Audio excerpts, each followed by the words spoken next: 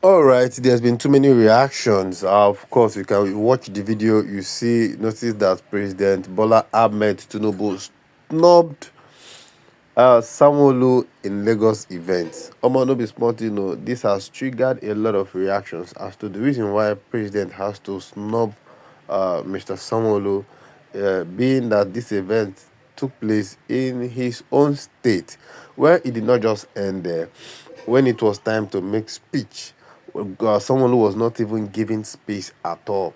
It was akpabio that was asked to make speech on behalf of the state and the federal government, and the governor of that state is seated there. Well, this has really triggered a lot of reactions as many people are beginning to talk that Sanwo-Olu has fucked up and this and that. Anyway, I'd like you to take your time and watch this video, hear what happened. Let's get your own reactions to this. Please don't forget to subscribe to this channel. I'll be right back. Well, during the inauguration ceremony, President Bola Ahmed Tinubu appeared to have snubbed the governor of Lagos State, Babajide Sanwo-Olu, in apparent confirmation of the speculation of a strained relationship between the president and the governor. In a video that has now gone viral, Tinubu was seen exchanging pleasantries with dignitaries who attended the ceremony. However, when Tinubu reached Sanwo-Olu, he ignored the governor and extended a handshake to Usman Ododo, the governor of Kogi State. Let's take a look.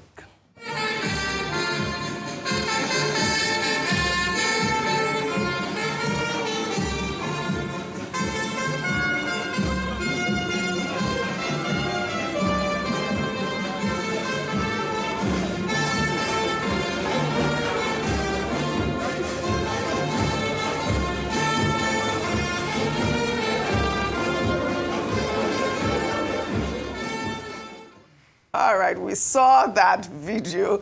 I've been by. You know, there's been that story. No, because you're smiling, but you know that there's been that speculation, you know, regarding the whole rancor between Sanwo-Olu and Tinubu, and that, you know, even Akpabio had to speak for the governor of Lagos. There's been that speculation since Mudashiru Obasa was, you know, removed and reinstated, obviously. But before we discuss, let's take this story to tie it all together.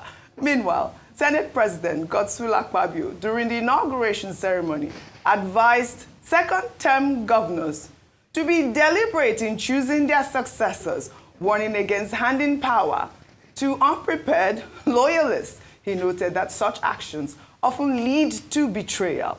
Akpabio also hailed the president as a visionary leader for the successful completion of the 30-kilometer highway, asserting that it is a testament to the fact that things are getting better. Let's take a look. In you, Mr. President, we have a president who has both sight and vision. And this, for me, is something I must advise our governors, particularly those of them who are on their second terms. Do not give power to anybody who is not looking for power. Don't give power to anybody who is not prepared. Don't go hiding in your heart that this boy is very subservient. He's always kneeling down when he's talking to me.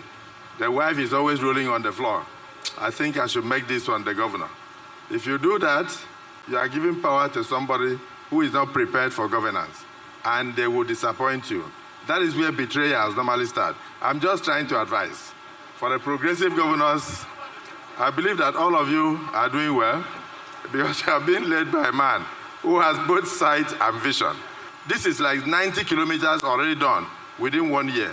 I have no doubt that very soon I'll drive through Akwa Ibom down to Lagos to, you know, singing song and saying things are getting better for Nigeria. Things are getting better. For Asiwaju is on the throne. Things are getting better. Things are getting better. Things are getting better. Mr. President, things are getting better. Hey, the things are getting better for Nigeria. For Nigeria is on the way. Progressive government. Things are getting better. Asiwaju, congratulations. I thank you all. Asiwaju, congratulations. Things are getting better. Things are getting better. That's a very unfair president.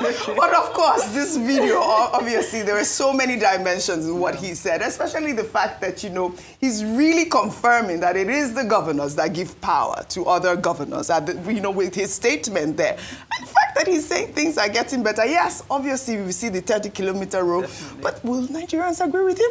Adefemi Akinsonya.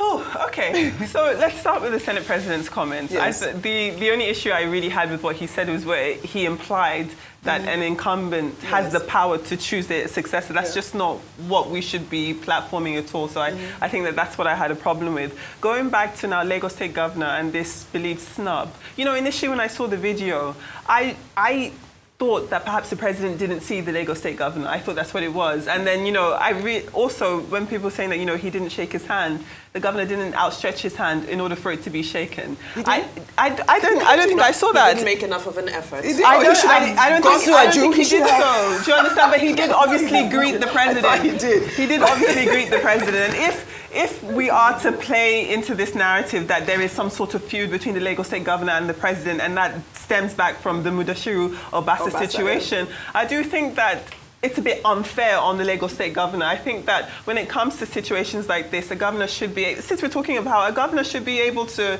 you know, exercise his rights and powers as an actual governor. And I understand that godfatherism is a thing. I understand that when we're looking at Sanwo-Olu's actual political legacy at the helm of Lagos, he wouldn't have been able to do so were it not for the support of the now president. But I do think that in many instances, the Lagos State Governor has been treated unfairly. Yeah, absolutely. Dr. Abati, okay, your thoughts on both? Let me start with the Sanwo-Olu story, which people have been discussing all over the weekend. Now, Professor David Aworawo, on This Day Live yesterday, had a concept. He said, look, the governor may have shaken hands with the president at the airport. Right. They may have met at other occasions. We all know that President Tinubu is the godfather of Lagos politics, and Governor Sanwo-Olu is his person. He may just have said, look, I've already greeted you so many times today. Let me attend to people who are coming to Lagos. However, the part of it that some people are uncomfortable with is that when it was time to speak, that road is in Lagos. In Lagos, so he's the host governor. They said, the reporters that were there, they said the president decided to call Governor akpabio to be the one to speak in Sanwo-Olu's territory. But I assume that, you know, it's a family affair. They will resolve it. You know, it's a father and son kind of thing. I think the matter will be resolved. Yeah. As for, well, one other thing, I saw a story in this morning, a group called NEFGAT. They said, why are we commissioning 30 kilometers out of 750 kilometers of the Lagos-Calabar Coastal Highway? They said 30 kilometers doesn't amount to much. Why don't we wait till we have the whole 750 kilometers before the Ministry of Works says that we should be commissioning? That's another side to the story. And that's the one I think should concern Nigerians. Why 30? Why not 100? Why not 500? All right. However, on Senator Godswill Akpabio saying no governor should impose a sycophant, people will be kneeling down, people who are not prepared for power. No. In fact, our position is that no governor should impose anybody. It's impossible. Anybody who wants to be governor should be chosen by the people of Nigeria. Agreed. People of Nigeria. This is called democracy. It's about free choice. It's about the power of the people.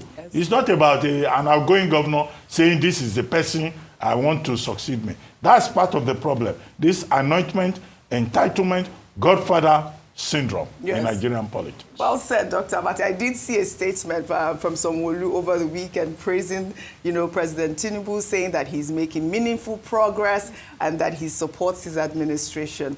Well, all right, we'll follow up on this story.